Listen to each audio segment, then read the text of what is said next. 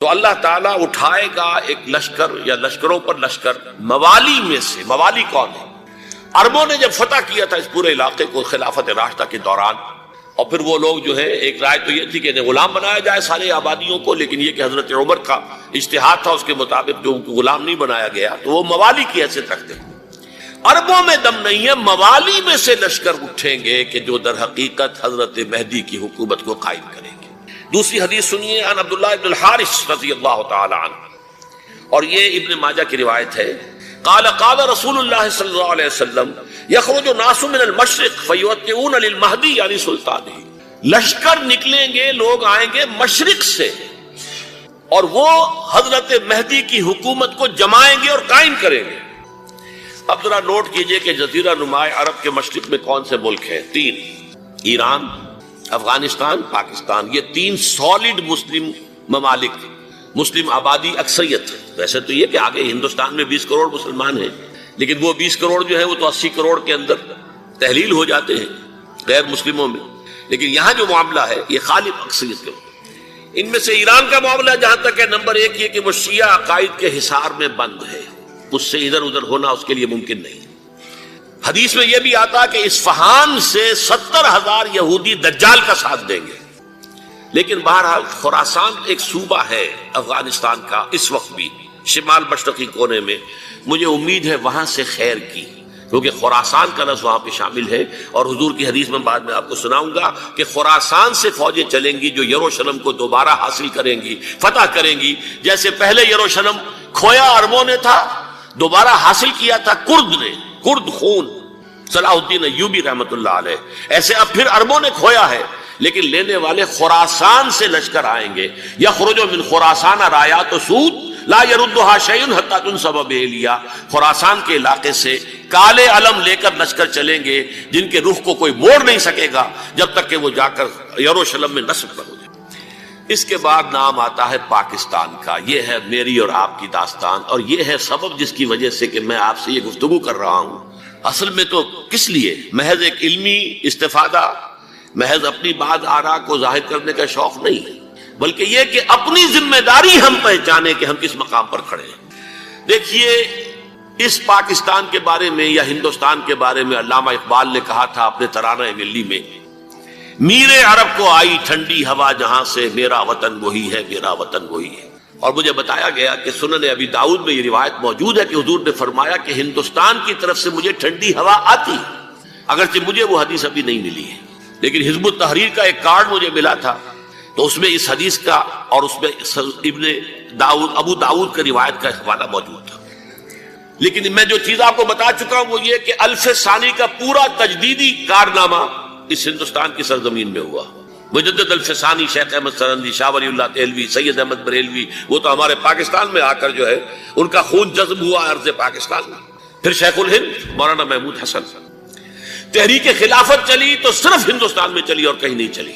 آزادی کی تحریک چلی پوری دنیا میں، وہ نیشنلزم کی بنیاد پر چلی، ملے نیشنلزم، عرب نیشنلزم، ترک نیشنلزم. ہمارے ہاں چلی تو اسلام کے نام پر. پاکستان کا مطلب کیا؟ لا الہ الا اللہ. پھر پاکستان قائم ہوا معجزے کے طور پر، بلکہ نازل ہوا ہے لیلۃ القدر میں، انا انزلناہ فی لیلۃ القدر. جیسے قرآن نازل ہوا لیلۃ القدر میں، یہ پاکستان بھی نازل ہوا لیلۃ القدر میں. اس کا برقرار رہنا ابھی تک معجزہ ہے. ہندو یہ سمجھتا تھا، کانگریس سمجھتی تھی کہ جھٹپٹ ختم ہو جائے گا.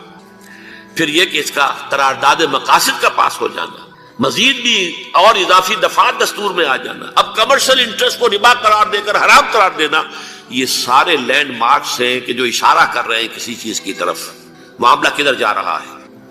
پھر یہ کہ یہ جو 14ویں صدی کے مجدد تھے شیخ الہند، اس کے بعد سے کچھ ایسی شخصیتیں عظیم پیدا ہوئی ہیں ہند میں جن کو میں سمجھتا ہوں کہ 14ویں صدی کے مجدد اور 15ویں صدی کے مجدد کے درمیان، یہ 15ویں صدی کے مجدد کی راہ کو سیدھا کرنے والے، جیسے کہ حضرت یحییٰ نے کہا تھا میں تو آنے والے کا راستہ سیدھا کر رہا ہوں حضرت عیسیٰ کے لیے، ایسے ہی 15ویں صدی کے لیے امام مہدی کے لیے راستہ صاف کرنے والے سب سے پہلے علامہ اقبال، جنہوں نے اسلام کا تصور دین کی حیثیت سے دوبارہ زندہ کیا ہے، ورنہ اسلام ایک مذہب کی شکل اختیار کر چکا تھا.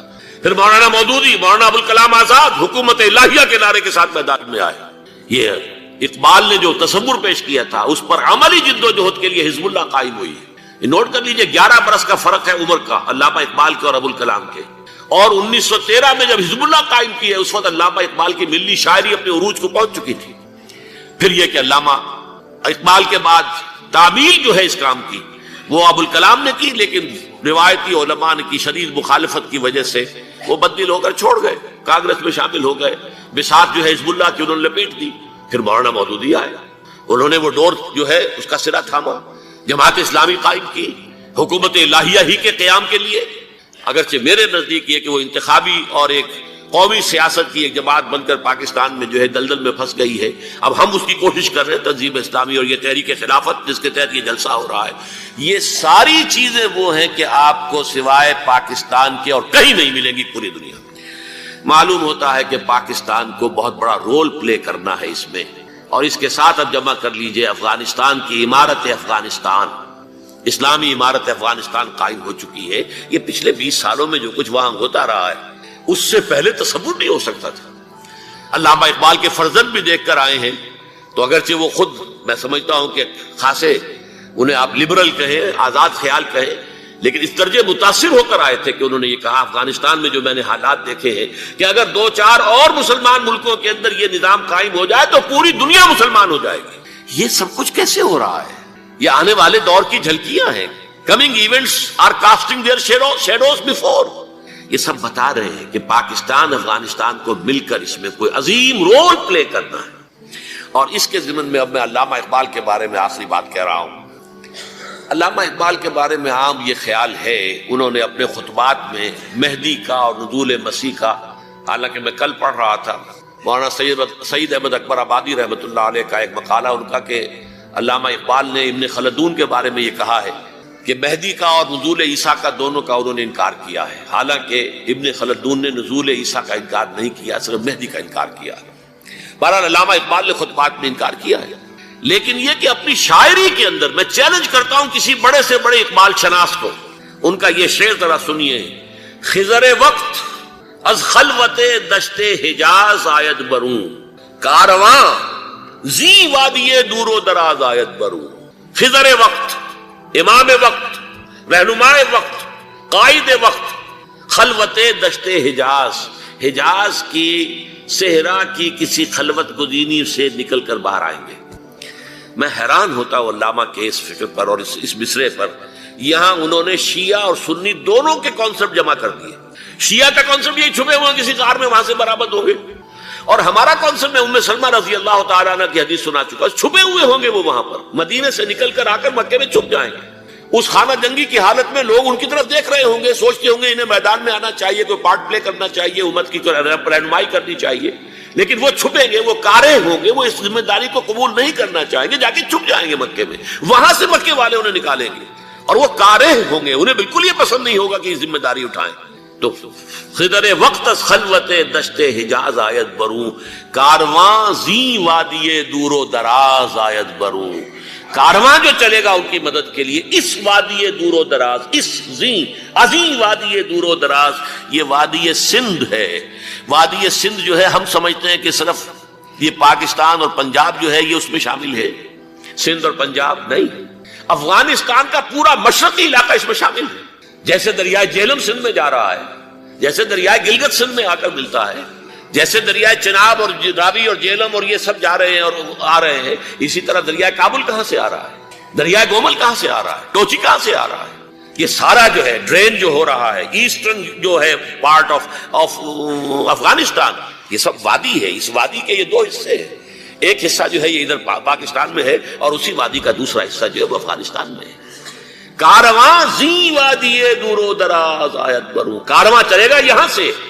یخرج ناس من المشرق یؤتون للمہدی یعنی سلطان ہی، مشرق سے فوجیں چلیں گی کہ جو مہدی کی حکومت قائم کریں گی. اور یخرج من خراسان رایات و سود، اور خراسان سے سیاہ پرچم چلیں گے کہ جن کا رخ کوئی موڑ نہیں سکے گا، حتیٰ تنصب بیلیا، یہاں تک کہ وہ جا کر یروشلم کے اندر نصب ہو جائیں گے. حضرات، میں ایک میری گفتگو کا حصہ باقی تھا لیکن میں اسے چھوڑ رہا ہوں، اس لیے کہ گلوبلائزیشن جو اس کی ہوگی، جو خلافت علی منہاج النبوہ کی تجدید کامل حضرت مہدی کے ہاتھوں عرب میں ہوگی، اس سے پہلے اس کے لیے محنت، کوشش، جد و جہد پاکستان اور افغانستان میں ہو چکی ہوگی جو اسے سپورٹ کرے گی اور وہاں جا کر حکومت قائم کرے گی.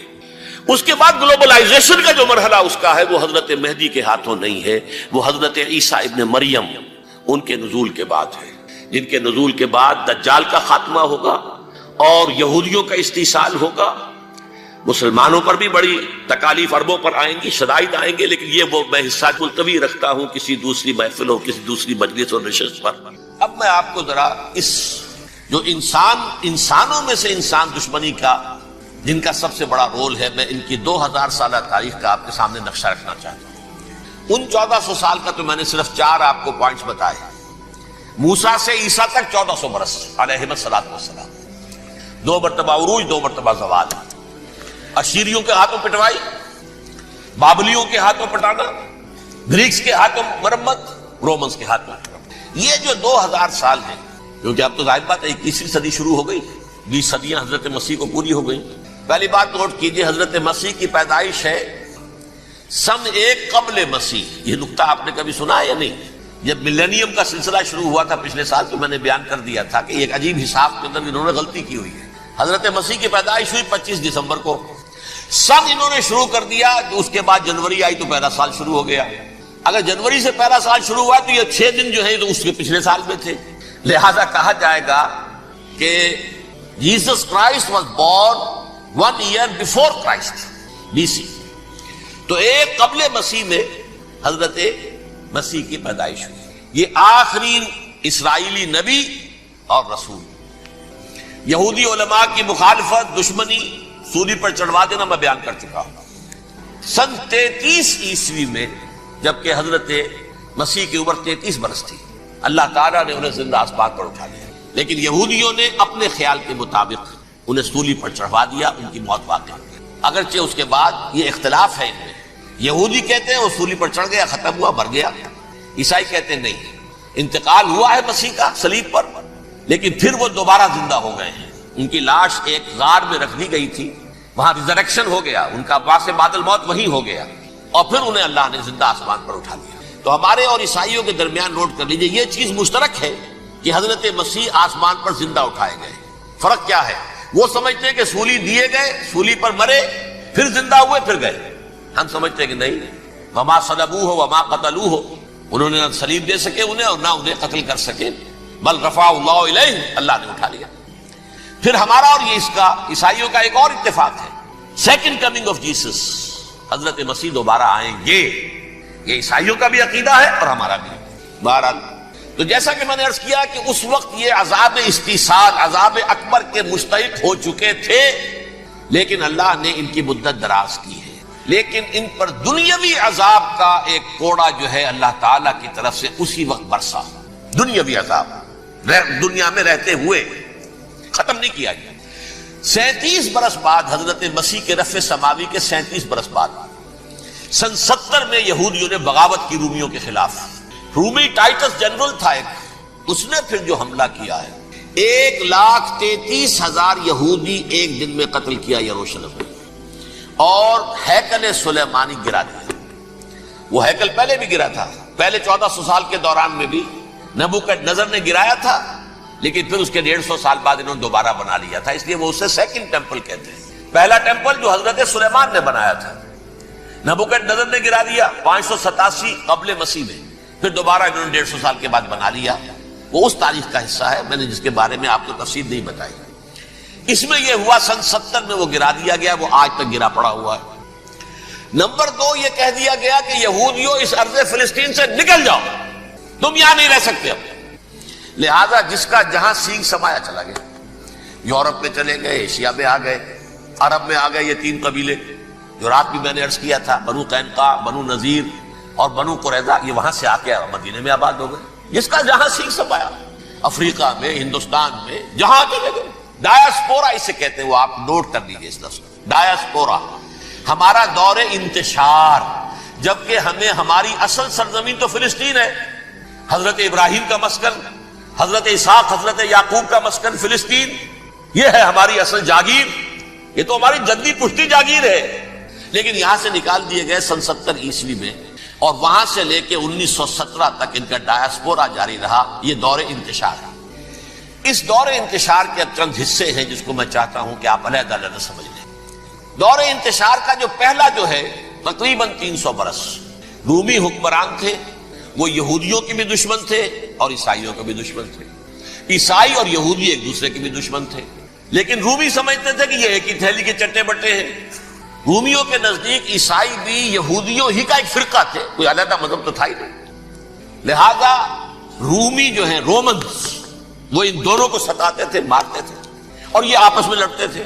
یہودی عیسائیوں کو مارتے تھے، عیسائی یہودیوں کو مارتے تھے۔ یہ ہے 300 برس تک کی تاریخ۔ سن 300 عیسوی میں کیا ہوا؟ ایک معجزہ ہو گیا۔ بہت عظیم ایمپرر کانسٹینٹائن، قسطنطین اعظم، رومن ایمپررز میں سے بہت بڑا ایمپرر، وہ عیسائی ہو گئے۔ اب تو معاملہ بالکل تلپٹ ہو گیا، پوری سلطنت عیسائی ہو گئی۔ اب عیسائیوں کے عیش ہو گئے اور یہودیوں پہ مار پڑنی شروع ہوئی۔ اب عیسائیوں کا آپ خود سوچئے کہ جنہیں وہ خدا بنا بیٹھے ہیں، خدا کا بیٹا قرار دے رہے ہیں، ان کے قاتل کون؟ یہودی بدماش۔ لہذا ان کی وہ پٹائی شروع ہوئی ہے یورپ میں، پوری رومن امپائر میں انہیں ذلیل کیا گیا۔ شہروں میں آمد بند، علیحدہ رہو، گھیٹوز کے اندر رہو۔ یہودی کا نام جو ہے وہ گالی بن گیا، جیسے آج بھی یہودی گالی کہتے ہیں، جیسے خنزیر کا لفظ۔ آخر وہ بھی اللہ کی مخلوق ہے، لیکن آپ کو معلوم ہے کوئی شخص زبان پر نام نہیں لانا چاہتا خنزیر کا، سور کا، ہے تو مخلوق، وہ بھی ایک حیوان ہے۔ ایسے ہی ہے یہودی گالی، جھوٹ گالی۔ لہذا ایک طرف تو ان دونوں کے درمیان دشمنی، جس کو قرآن کہتا ہے وَأَغْرَيْنَا بَيْنَهُمُ الْعَدَاوَةَ وَالْبَغْضَاءَ، ہم نے ان کے مابین دشمنی جو ہے پیدا کر دی۔ اور جب یہ پوری سلطنت عیسائی ہو گئی تو قافیہ تنگ ہو گیا یہودیوں کا۔ اب آئیے 571 عیسوی، یعنی جبکہ ڈائسپورا کو کتنا عرصہ ہو چکا تھا؟ 500 برس۔ سن 70 سے شروع ہوا ڈائسپورا، جب ٹائٹس نے گرایا ہے ہیکل کو اور نکال باہر کیا انہیں فلسطین سے، بھاگ جاؤ، یہاں ایک یہودی بھی نہیں رہے گا، فلسطین سے نکال دیے۔ اس کے پورے 500 برس بعد سن 571 عیسوی میں حضور کی پیدائش ہوئی، ولادت باسعادت محمد الرسول اللہ صلی اللہ علیہ وسلم۔ 610 میں آپ پر وحی کا آغاز ہوا، لیکن حضور کے ساتھ ان کا معاملہ کیا رہا؟ اول تو جبکہ حضور ابھی مکے ہی میں تھے، یہودیوں نے ریشہ دوانیاں شروع کر دی حضور کے خلاف۔ قریش مکہ کو سکھاتے تھے، پڑھاتے تھے، ان سے یہ پوچھو، ان سے یہ پوچھو، یہ اس طرح تنگ کرو، ان سے یہ امتحان لو، یہ آپ کے علم میں ہے۔ سورہ بنی اسرائیل میں، سورہ کہف میں وہ سوالات، جو امتحانی سوالات آئے تھے، ذوالقرنین کون تھا، اصحاب کہف کون تھے، تم رسول بنے پھرتے ہو تو بتاؤ، اور یہ روح کی حقیقت کیا بتاؤ۔ یہ ساری ریشہ دوانیاں کر رہے تھے بیٹھے ہوئے، ابھی وہیں پر حضور ابھی پہنچے بھی نہیں۔ ہجرت فرما کر حضور تشریف لے آئے تو حضور نے، جسے ماسٹر سٹروک کہا جائے گا، یعنی اسٹیٹس مین شپ کا ماسٹر سٹروک، آپ نے مدینے میں آتے یہودیوں کے ساتھ پیکٹ کر دیا، جوائنٹ ڈیفنس پیکٹ آف مدینہ، کہ اگر مکے والے ہم پر حملہ کریں گے تو ہم مل جل کر ایک قوم کی حیثیت سے مقابلہ کریں گے۔ یہ میثاق مدینہ کہلاتا ہے، جس کے بہت غلط معنی پہنائے جا رہے ہیں آج کل۔ بہرحال میں موضوع میرا چونکہ یہ نہیں، میں ادھر نہیں جاؤں گا، لیکن ہوا کیا؟ ہر مرتبہ یہ خیانت کے مرتکب ہوئے، ان نے جو عہد کیے تھے ان سے پھرے، اندر ہی اندر سازش، ریشہ دوانی، حضور کی بدترین دشمنی۔ سورہ نساء کی آیت نمبر 12 میں 14 میں 13 میں فرمایا ہے لا تزال تطلع علی خائنۃ منہم، اے نبی ہمیشہ آپ کے علم میں ان کی طرف سے خیانتیں، بددیانتیاں آتی رہیں گی، اور بار بار وہ مسلسل جنگ کی آگ بھڑکاتے تھے۔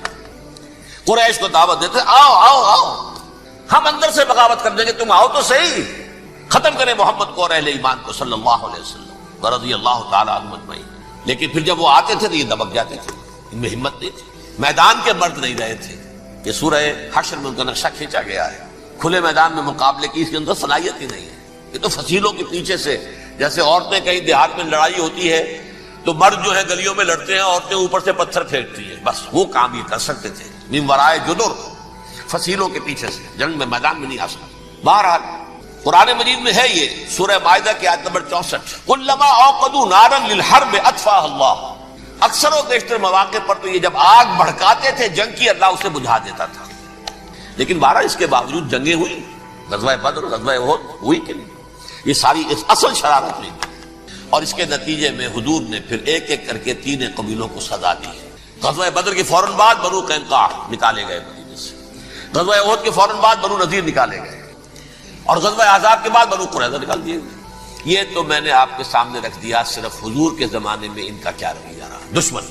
رات بھی ہم نے وہ آیت پڑھی تھی لَتَجِدَنَّ أَشَدَّ النَّاسِ عَدَاوَةً لِلَّذِينَ آمَنُوا الْيَهُودُ وَالَّذِينَ أَشْرَكُوا. اہل ایمان کی دشمنی میں شدید ترین تم پاؤ گے یہودیوں کو اور مشرکین بھی بعد میں ہے، پہلے یہودی. حضور کے بعد کیا ہوا آپ یہ نوٹ کیجئے، یہ ان کی تاریخ کا دوسرا دور. حضرت عمر رضی اللہ تعالیٰ عنہ قائد خلافت ہے. بیت المقدس کا محاصرہ کیا گیا، فصیل بڑی اونچی، شہر اندر سے سیلف سفیشینٹ، حملے کا راستہ کوئی نہیں، محاصرہ طول کھینچ رہا ہے لیکن ان کے پاس رسد بھی موجود ہے، پانی بھی موجود ہے، وہ دروازے بند کر کے بیٹھے ہوئے. بالآخر اللہ تعالیٰ کی مشیت کا ظہور کیسے ہوا؟ ان کے کچھ علماء آئے فصیل پر، کہا دیکھو مسلمانوں تم قیامت تک بھی یہاں پڑے رہو گے محاصرہ کر کے، ہمارا یہ شہر فتح نہیں ہوگا. ہاں ایک درویش بادشاہ کے ہاتھوں یہ شہر فتح ہونا ہے لیکن تمہارے اندر ہمیں وہ نظر نہیں آ رہا. ابو عبیدہ بن الجراح رضی اللہ تعالی عنہ امین هذه الامہ، ان کا فوراً ذہن گیا وہ درویش بادشاہ مدینے میں بیٹھا ہوا ہے عمر رضی اللہ تعالی. اب ایک اور عمر بھی ہے جو قندھار میں بیٹھا ہے، نقشہ وہی ہے، سادگی کی حد تک نقشہ وہی ہے، بالکل وہی، اپنی آنکھوں سے دیکھا ہے وہی سادگی. عمر اول عمر ثانی تھے عمر بن عبد العزیز. اب ایک اللہ کے فضل سے اللہ تعالیٰ ایدہ اللہ بنصرتہ، اللہ تعالیٰ ان کی نصرت فرمائے، دشمنوں کو ان کے مقابلے میں نیست و نابود کرے. انہوں نے ریکویسٹ بھیج دی کہ حضور تشریف لائیے، یہ شہر فتح ہو جائے گا. وہ ہے سفر تاریخی، اتنا طویل سفر تقریباً 700 میل، ایک اونٹ، ایک خادم، ایک منزل پہ امیر المومنین اوپر بیٹھے، خادم آگے چل رہا ہے، اگلی منزل پہ خادم اوپر بیٹھا ہے، امیر المومنین آگے جا رہا ہے. اور جب پہنچے ہیں تو وہ باری تھی خادم کی، انہوں نے ہاتھ جوڑ دیا حضور خدا کے لیے تم کیا کہیں گے لوگ، وہ میرا برا حال کر دیں گے، تمہیں شرم نہیں آئی؟ امیر المومنین پیدل آگے چل رہے نکیل پکڑ کر اور تم بیٹھے ہو اوپر براجمان ہو. حضرت عمر فرمایا الدور دورک، نہیں باری تمہاری ہے، بیٹھ. اس حال میں پہنچے ہیں. اور پھر یہ کہ ابو عبیدہ بن الجراح آئے ہیں، استقبال کیا ہے تو دیکھا ہے اس حال میں چلے آ رہے ہیں. عمر نکیل پکڑے ہوئے چلے آ رہے ہیں اور کہتے ہیں کہ کہیں کیچڑ ویچڑ تھا، جوتے خراب ہو گئے تھے وہ بھی اتار کے ہاتھ میں پکڑے ہوئے، کپڑے تو تھے ہی پھٹے ہوئے. انہوں نے کہا کہ حضرت ابو عبیدہ نے دیکھیے یہ بڑا متمدن ملک ہے، بڑا مہذب علاقہ ہے، یہ آپ ذرا حلیہ اپنا دوست فرما دیں تب جا کے پیش ہم آپ کو کریں گے. آپ نے فرمایا نحن قوم اعزنا اللہ بالاسلام، ہم وہ قوم ہیں جنہیں اللہ نے عزت دی ہے اسلام کے ذریعے سے، کپڑوں کے ذریعے سے نہیں، دولت کے ذریعے سے نہیں. اسی حال میں گئے ہیں، اوپر سے انہوں نے کھڑے ہو کر نشانیاں دیکھی ہیں، اپنی کتابیں کھولی، ہاں یہ وہی ہے. اچھا لو جی سرنڈر، شہر تمہارے ہاتھ میں. خون کا ایک قطرہ نہیں بہا اور بیت المقدس فتح ہو. لیکن اس وقت حضرت عمر نے ایک نرمی یہ کی کہ یہودیوں کے لیے بھی اسے اوپن سٹی قرار دے دیا. یہ احسان عظیم حضرت عمر کا. اس سے پہلے یہودی آ ہی نہیں سکتا تھا، داخل ہی نہیں ہو سکتا تھا، وہاں وہ آ کر وزٹ نہیں کر سکتا تھا، زیارت نہیں کر سکتا تھا اپنے مقدس مقامات کی. حضرت عمر نے یوں سمجھیے کہ تقریباً 550 برس کے بعد ان کے لیے راستہ کھولا ہے کہ ہاں تم آ سکتے ہو، زیارت کر سکتے ہو. لیکن یہ عیسائیوں نے لکھوایا معاہدے کے اندر، انہیں یہاں آپ آباد ہونے کی اجازت نہیں دیں گے، لیکن کم وزٹ دی پلیسز، دیکھیں زیارتیں کریں اور جائیں. یہ معاہدہ حضرت عمر کا ہے رضی اللہ تعالیٰ، جو پھر خلافت راشدہ کے بعد بنو امیہ نے کس کو آرڈر کیا، بنو عباس نے کیا. پھر جو ہمارے یہ ترکوں میں اندر خلافت آئی تو ترک خلفاء نے بھی اس معاہدے کی پوری پابندی کی. فلسطین میں آ سکتے ہیں یہودی صرف زائرین کی حیثیت سے، وہاں آباد نہیں ہو سکتے. اب آئیے اگلا دور آیا حضرت عثمان کا دور خلافت. یہ ہے وہ وقت کہ اب یہود نے امت مسلمہ کی پیٹھ میں چھڑا کروا. وہ کیسے؟ ایک یہودی عبداللہ ابن سبا اسلام کا لبادہ اوڑھ کر آ گیا، معاشرے کا جائزہ لے لیا. ان میں بنو ہاشم اور بنو امیہ میں جو پرانی کشاکش تھی اس کے کچھ نہ کچھ جراثیم باقی ہیں، اگر ان کو ذرا بھڑکا دے تو مسلمانوں میں انتشار پیدا ہو جائے. کہا یہ عثمان کون ہے؟ یہ تو بنو امیہ میں سے ہے، یہ حق تو بنو ہاشم کا ہے، خلافت ان کے پاس ہونی چاہیے، محمد کے تو رشتہ دار وہ ہے صلی اللہ علیہ وسلم. عوام الناس کے اندر بات پھیلنی شروع ہوئی. پھر ایک بڑی سازش کے انداز میں حضرت عثمان کے خلاف پروپیگنڈا، حضرت عثمان کے جو عاملین تھے، گورنر تھے، ان کے خلاف پروپیگنڈا، اور ایسی ہوشیاری کرتے تھے کہ کوفے میں کوفے کے حاکم کے خلاف کچھ نہیں کہنا. اجی مصر میں یہ ہو رہا ہے، اجی شام میں یہ ہو رہا ہے، اجی یہ جو عثمان ہے وہ یہ کر رہا ہے، یہ ظلم ہو رہا ہے، یہ لوٹ مار ہو رہی ہے. یہ خیانتیں ہو رہی ہیں. اب نہ تو اس زمانے میں مینز آف کمیونیکیشن، کیسے تصدیق کریں؟ افواہیں تو آپ آج کراچی کے اندر شروع ہو جائے تو پتہ نہیں چل سکتا کسی کو کہ کیا اس میں صداقت ہے کیا جھوٹ ہے.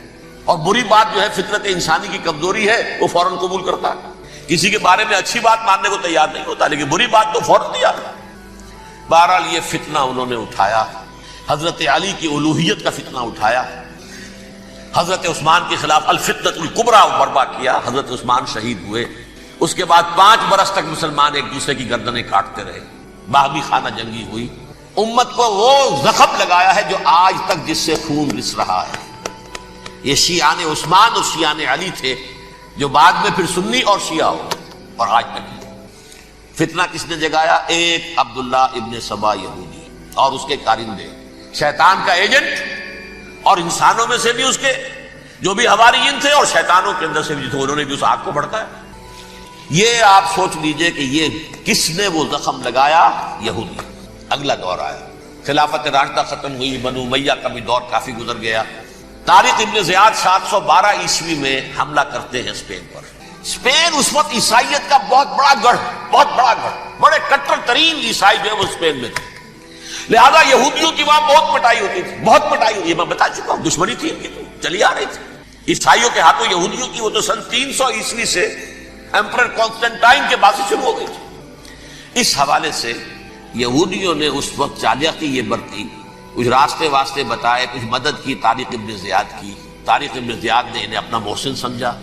ہسپانیہ فتح ہو گیا تو یہودی چونکہ محسنین کی فہرست میں آ چکے تھے، انہیں بہت اقتدار نصیب ہوا، بڑی سپورٹ مسلمانوں نے دی. ان کے بڑے بڑے علماء جو اسی دور کے اندر پیدا ہوئے، بڑے بڑے تھنکرز ان کے اسی دور میں پیدا ہوئے. بن گوریون جو کہ ایک وزیر اعظم تھا اسرائیل کا، اس نے یہ لکھا ہے اپنی کتاب میں، Muslim Spain was the golden era of our diaspora. وہ ڈائسپورا جو 70 عیسوی سے شروع ہوا تھا اور 1917 عیسوی تک جاری رہا ہے، اس میں سے گولڈن ایرا ہمارا جو تھا وہ مسلم اسپین تھا. ہسپانیہ میں بیٹھ کر ہم عیش کیے. لیکن وہاں سے انہوں نے اور جو کچھ کیا، یہ تو داستان کے بہت سے گوشے ہیں، لیکن میں جس اسٹریٹ لائن میں چل رہا ہوں اس کے اعتبار سے ایک بات سمجھ لیجیے. وہاں بیٹھ کر انہوں نے اب عیسائیت کی پیٹھ میں چھڑا گھونپا، پروٹیسٹنٹ مذہب پیدا کیا، تقسیم کر دیا. جیسے شیعہ سنی کی تقسیم عبداللہ ابن سبا، رومن کیتھولک اور پروٹیسٹنٹ کی تقسیم یہودی علماء. ہوتا کیا تھا؟ ہسپانیہ کی یونیورسٹیاں ہیں، کارڈووا میں ہے، ٹولیڈو میں ہے، گریناڈا میں ہے، غرناطہ، قرطبہ، تولیتلا، اور وہاں آتے تھے لوگ. فرانس سے چلے آ رہے ہیں نوجوان پڑھنے کے لیے، جرمنی سے چلے آ رہے ہیں، اٹلی سے چلے آ رہے ہیں. 3 ہی ملک قریب ترین پڑھتے ہیں سینٹرل جو یورپ کے ہیں. یہاں پر جو ہے وہ اسلام جو نور پھیلا رہا تھا اس سے بھی مستفیض ہوئے. جہالت کے جو ہے پردے ان کے وہ چھٹے. اس کے ساتھ ہی وہ یہودی وہاں ان کے اندر جو جراثیم داخل کر رہے تھے وہ اس عیسائیت کے خلاف بغاوت تھی جو اس وقت دنیا میں عیسائیت اس وقت تھی. پوپ کا راج تھا دنیا میں اس وقت. یورپ میں جو عیسائیت تھی اس میں ایک طرف بادشاہ تھے، لیکن بادشاہوں کی حیثیت وہاں پر یوں سمجھ لیجئے کٹ پتلیوں کی تھی. اصل قوت پوپ کے ہاتھ میں تھی. اور پوپ کو انہوں نے جیسے قرآن نے کہا اتخذوا احبارهم ورهبانهم اربابا من دون اللہ. کیونکہ سینٹ پال نے شریعت موسوی ساقط کر دی تھی تو اب شریعت تھی ہی نہیں. پوپ کو اختیار تھا جس چیز کو چاہے حلال قرار دے دے، جس چیز کو چاہے حرام قرار دے دے. اتخذوا احبارهم ورهبانهم اربابا من دون اللہ. انہوں نے کہا صاحب یہ پوپ کس بلا کا نام ہے، یہ بھی انسان ہے. بات تو ٹھیک تھی نا، اصل حیثیت تو کتاب کی ہونی چاہیے، ڈیوائن بک، دی ریویلڈ اسکرپچر. لہذا اور یہ کتاب ہر شخص پڑھ سکتا ہے. کوئی پوپ کے باپ کو جو ہے کوئی اس کے لیے پروپرائٹری رائٹس تو نہیں ہے کہ صرف پوپ پڑھ سکتا ہے یا پادری پڑھ سکتے ہیں. ہم بھی پڑھ سکتے ہیں، ہم بھی سمجھ سکتے ہیں. یہ باتیں تھی کہ جن کو بڑھا چڑھا کر بیان کر کے اور پوپ کا اقتدار ختم کرا دیا اور توجہ مرکوز کر دی بائبل کی طرف. اب بائبل میں بڑا حصہ تو اولڈ ٹیسٹامنٹ کا ہے. نتیجہ کیا ہوا؟ یہود کی عظمت پروٹیسٹنٹس کے نزدیک مسلم ہو گئی. اصل قوم تو یہ ہے. وہ دشمنی بدلی کہ نہیں بدلی؟ موسیٰ کے امتی یہ ہے، تورات موسیٰ کو دی گئی، ابراہیم کی نسل یہ ہے. لہذا وہ جو دشمنی تھی، جو عداوت تھی کہ ہمارے خدا کو سوری چڑھانے والے ہیں یہ بدماش، اس کا ازالہ ہوا. اس پروٹیسٹنٹ مذہب کے نتیجے میں یہ میں اب آپ کو بتاتا ہوں کہ ایک نتیجہ وہ نکلا ہے جسے برٹرینڈ رسل نے بیان کیا ہے. اس کی کتاب ہے ان پریز آف آئیڈلنس، صفحہ 108. وہ لکھتا ہے the Christians retaining the Judaic belief in special revelation added to it the Roman desire for worldwide domination and the Greek taste for metaphysical subtleties. The combination produced the most fiercely persecuting religion that the world has yet known. یہ تین چیزیں آ کر عیسائیت میں مل گئی. ایک تو جب یہ اولڈ ٹیسٹمنٹ جو ہے وہ ان کے ہاتھ میں آ گئی، اور اس کے میں کچھ آپ کو بتا دیتا ہوں کہ اولڈ ٹیسٹمنٹ کی تعلیمات، کیونکہ یہ اولڈ ٹیسٹمنٹ جو ہے یہ محرف تھی. اصل تورات تو گم ہو گئی تھی 587 قبل مسیح میں، جب پہلی مرتبہ ہیکل جو ہے تباہ ہوا ہے اس وقت ختم ہو گئی تھی. اس کے کوئی 150 سال کے بعد انہوں نے یادداشتوں سے مرتب کر کے لکھی ہے. اب اس میں ان کے اپنے خیالات، اپنے امانی، اپنی توجیحات وہ شامل ہو گئی. لہذا میں آپ کو حوالے دیتا ہوں اس کتاب کے اندر مظالم کی جو تعلیم دی گئی ہے. اہل کتاب نے اپنے مظالم قتل عام کے جواز کے لیے تورات میں تبدیلیاں کی اور پیغمبروں پر دہشت ناکی اور بدترین حرام کاری کے الزامات لگائے. سنیے، پہلا حوالہ ہے یہ گنتی باب 31 آیات 17-18. اس لیے ان بچوں میں جتنے لڑکے ہیں سب کو مار ڈالو، اور جتنی عورتیں مرد کا منہ دیکھ چکی ہیں ان کو بھی قتل کر ڈالو، لیکن ان لڑکیوں کو جو مرد سے واقف نہیں اور اچھوتی ہیں اپنے لیے زندہ رکھو.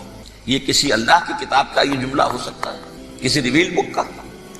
اور سنیے، یہ ہے استثناء ڈیوٹرانومی باب 20 آیت 16-18. پر ان قوموں کے شہروں میں جن کو خداوند تیرا خدا میراث کے طور پر تجھ کو دیتا ہے، کسی ذی نفس کو جیتا نہ بچا رکھنا، جیسا خداوند تیرے خدا نے تجھ کو حکم دیا بالکل نیست کر دینا. مرد، عورتیں، بچے، بوڑھے سب ختم. یہ کتاب مقدس ہے. اور سنیے، سموئیل باب 27 آیت نمبر 9. اور داؤد نے اس سرزمین کو تباہ کر ڈالا اور عورت مرد کسی کو جیتا نہ چھوڑا. نمبر 4، ان سب آباد شہروں کو ماں، عورتوں اور بچوں کے بالکل نابود کر ڈالا. کتاب استثناء باب 3 آیت 6. یہ ہے جو کہہ رہا ہے برٹرینڈ رسل. کرسچینٹی میں آ کر یہ تین چیزیں شامل ہو گئی. ایک تو یہ باربیرین یہ تعلیم جو ہے، اور یہ مذہب کے نام پہ تعلیم، یہ کتاب مقدس کی تعلیم. نمبر 2، رومنز کے اندر جو ایک تمنا تھی ورلڈ ڈومینیشن کی، وہ عیسائیت کے اندر آ گئی. اس لیے کہ پوری رومن امپائر جو ہے عیسائی ہو گئی، اسے وراثت کے اندر ورلڈ ڈومینیشن کی جو ایک تمنا تھی وہ مل گئی. اور پھر یہ کہ انہوں نے جو توہمات تھے یونانیوں کے، ان کو بھی اپنے ہاں مختلف شکلوں کے اندر جمع کر لیا. ان تین چیزوں کا the combination produced the most fiercely persecuting religion that the world has yet known. اس کے نتیجے میں دنیا میں تاریخ انسانیت کے اندر جو بدترین خوخار ترین مذہب ہو سکتا ہے وہ شکل عیسائیت نے اختیار کی. اور اس کا مظہر عتم کیا تھا؟ نوٹ کیجئے، صلیبی جنگیں. ایک بار ٹائم ٹیبل کے اعتبار سے نوٹ کر لیجئے گا. فرسٹ ملینیم ختم ہوا، سیکنڈ شروع ہوا. ان کے 1000 سال ختم ہوئے تو 11ویں صدی میں سیکنڈ ملینیم شروع ہوا تو پہلی صلیبی جنگیں ہوئی.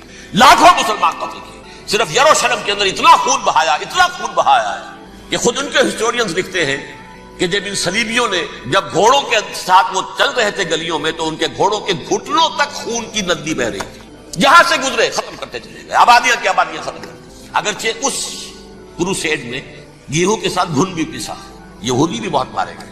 یہ فرانس سے، جرمنی سے جب یہ کروسیڈرز آ رہے تھے 3000 میل کا سفر طے کر کے آئے تھے. سوچئے تو صحیح، اربن ثانی پوپ جو تھا آگ لگا دی تھی اس نے پورے یورپ کے اندر.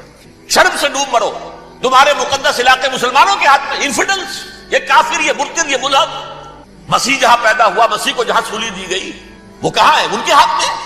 وہ آگ لگائی ہے، 3000 میل کا فاصلہ طے کر کے یہ دو قومیں آئی ہیں وہاں، اور جو تباہی مچائی ہے.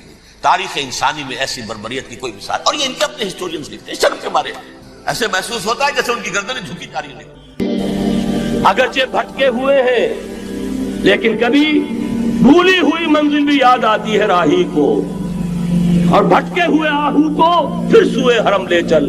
اس کی ضرورت ہے مسلمان کو پھر اس کا مقصد یاد دلایا جائے.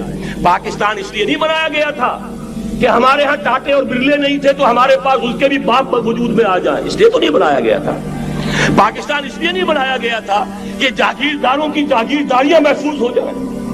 پاکستان اس لیے تو نہیں بنایا گیا تھا. اور یہ کہ نمازیں اور مسجدیں تعمیر ہو جائیں، مسجدیں تو امریکہ میں تعمیر ہو رہی ہیں، عالی شان سے عالی شان. اس لیے پاکستان نہیں بنا تھا۔ آج بھی مسلمان، میں معذرت سے عرض کر رہا ہوں مولانا سے، آج بھی بھارتی مسلمان کی ایوریج نمازی ہونے کے اعتبار سے پاکستانی مسلمان سے کہیں بہتر۔ آج بھی برقع نظر آ جائے گا تو ہندوستان میں نظر آ جائے گا۔ میں نے اپنی آنکھوں سے دیکھا چند سال پہلے، جب مکہ مسجد حیدرآباد دکن میں 3 دن مسلسل میری تقریریں ہوئی ہیں، 10,000 مرد اور 5,000 خواتین، اور ان میں سے کوئی بغیر برقعے کے نہیں تھی۔ ایک سیلاب نظر آ رہا تھا برقعوں کا کہ جب جلسہ ختم ہوا ہے، رات کے 12 بجے 3 دن تک